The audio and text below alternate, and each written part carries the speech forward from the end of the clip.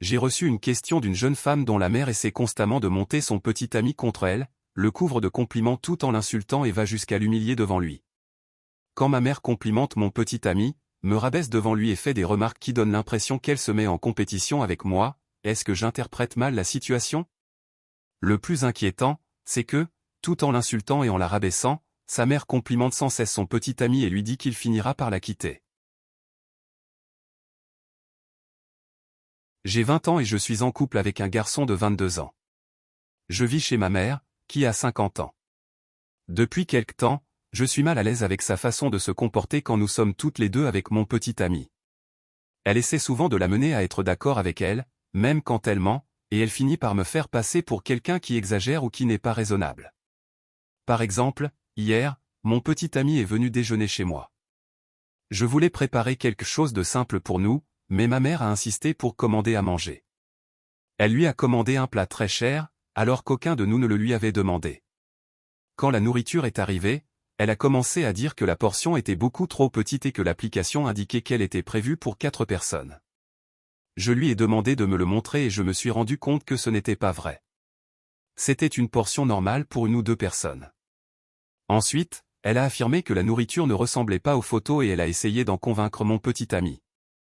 Il a fini par lui donner un peu raison, probablement parce qu'il s'est retrouvé dans une situation inconfortable. Plus tard, ma mère m'a envoyé des messages en disant qu'il ne viendrait plus jamais à la maison, que rien de ce qu'elle faisait n'était jamais assez bien pour moi et qu'elle en avait assez d'être traitée comme un paillasson. Elle m'a traité de stupide et d'égoïste.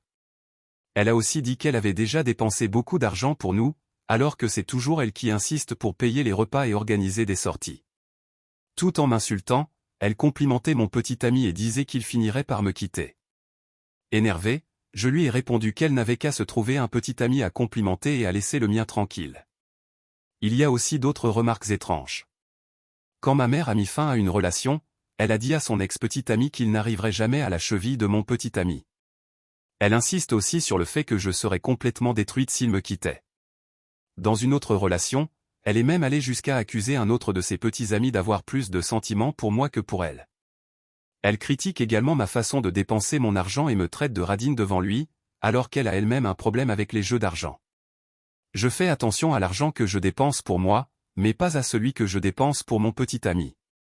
Pour le moment, nous ne nous parlons plus et nous avons un voyage prévu demain. J'ai l'impression qu'elle essaie de m'humilier et de monter mon petit ami contre moi, mais je ne sais pas si j'interprète mal la situation. Comment dois-je poser des limites à ma mère et gérer ce voyage sans détériorer encore davantage notre relation? D'après ce que tu décris, il n'est pas possible de conclure que ta mère éprouve un intérêt amoureux pour ton petit ami. En revanche, son comportement est clairement inapproprié. Elle cherche son approbation, essaie de le mettre de son côté et transforme des situations entre une mère et sa fille en une sorte de compétition. Le principal problème n'est pas de deviner ce qu'elle ressent. C'est de reconnaître qu'avec ce comportement, elle finit par se servir de ton petit ami pour te décrédibiliser et t'humilier. L'épisode du repas le montre clairement. La discussion est partie d'un choix simple, mais elle s'est rapidement transformée en un débat pour savoir qui avait raison devant ton petit ami. Ta mère a prétendu que la portion était annoncée pour 4 personnes, a insisté sur le fait que la nourriture ne correspondait pas aux photos et a essayé de l'amener à confirmer sa version. Lorsqu'il lui a donné raison, probablement pour éviter les tensions, cela a donné l'impression que, dans ce désaccord entre vous, il était de son côté. Les remarques qui ont suivi sont encore plus importantes que la dispute à propos du repas. Te traiter de stupide et d'égoïste, dire qu'il va te quitter et le complimenter tout en t'insultant n'est pas une manière acceptable de régler un conflit. Il n'est pas normal non plus qu'elle utilise l'argent qu'elle a elle-même décidé de dépenser comme argument pour t'attaquer. Même si elle a l'impression que ses efforts ne sont pas appréciés, cela ne justifie ni les insultes ni les tentatives d'affaiblir ta relation. Les autres épisodes montrent que ce comportement ne date pas d'aujourd'hui. Comparer ses anciens partenaires à ton petit ami, répéter que tu serais détruite sans lui et accuser un de ses anciens petits amis d'avoir plus de sentiments pour toi que pour elle montre qu'elle a du mal à séparer ses relations des tiennes. Nous ne savons pas si elle est attirée par ton petit ami.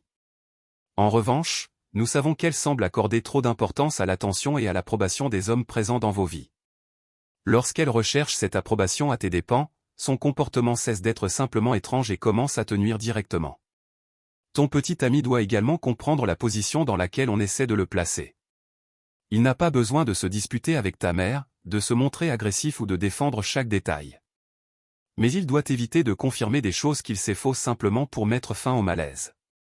Il peut répondre calmement qu'il ne veut pas se retrouver au milieu d'une dispute entre vous ou dire qu'il préfère ne pas prendre parti. Lorsque la situation est claire, il peut aussi montrer qu'il n'accepte pas les insultes qui te sont adressées. Il peut rester poli sans être d'accord avec des choses qui te portent préjudice. Pour ce qui est des limites, commence par réduire les moments où vous êtes tous les trois ensemble. Retrouve ton petit ami ailleurs que chez toi chaque fois que c'est possible. Ne parle pas de ta relation, de ton argent ou des décisions de votre couple devant ta mère. Si elle commence à t'insulter, à te comparer à lui ou à essayer de l'impliquer dans une dispute, mets fin à la conversation. N'essaie pas de tout prouver jusqu'à ce qu'elle reconnaisse que tu as raison. Dis simplement que tu ne continueras pas la conversation tant qu'elle t'insultera ou tant que ton petit ami sera utilisé pour prendre parti contre toi. Concernant le voyage de demain, tu ne dois pas faire comme si rien ne s'était passé simplement parce qu'il est déjà prévu. Avant de partir, dis-lui que tu es prête à faire ce voyage s'il y a du respect, mais que tu n'accepteras ni les insultes, ni les remarques sur ta relation, ni les tentatives de te rabaisser devant d'autres personnes.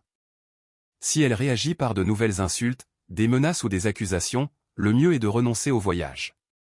Un voyage ne réparera pas une relation qui est encore en conflit et il peut rendre les choses encore plus difficiles, car tu ne pourras pas t'éloigner facilement. À partir de maintenant, observe surtout sa réaction lorsque tu poses une limite. Il y aura une véritable amélioration si ta mère parvient à être en désaccord avec toi sans t'insulter, à laisser ton petit ami en dehors de vos conflits et à respecter tes décisions. Si elle continue à multiplier les comparaisons, à utiliser l'argent comme moyen de pression et à essayer de le monter contre toi, tu devras prendre davantage de distance, même si vous vivez sous le même toit. Ta priorité ne doit pas être de découvrir ce qu'elle ressent pour ton petit ami. Elle doit être d'empêcher qu'elle utilise ta relation pour t'humilier ou s'interposer entre vous.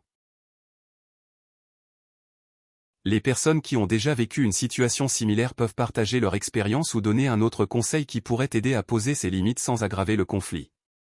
Toutes les opinions doivent respecter les personnes concernées et se concentrer sur des conseils qui peuvent être réellement utiles. Tu as un problème dans une relation et tu veux une réponse claire? Envoie-nous ta question. Si tu ne souhaites pas que ta situation soit rendue publique, tu peux également demander une réponse privée par écrit. Tu trouveras toutes les instructions dans la description de la vidéo.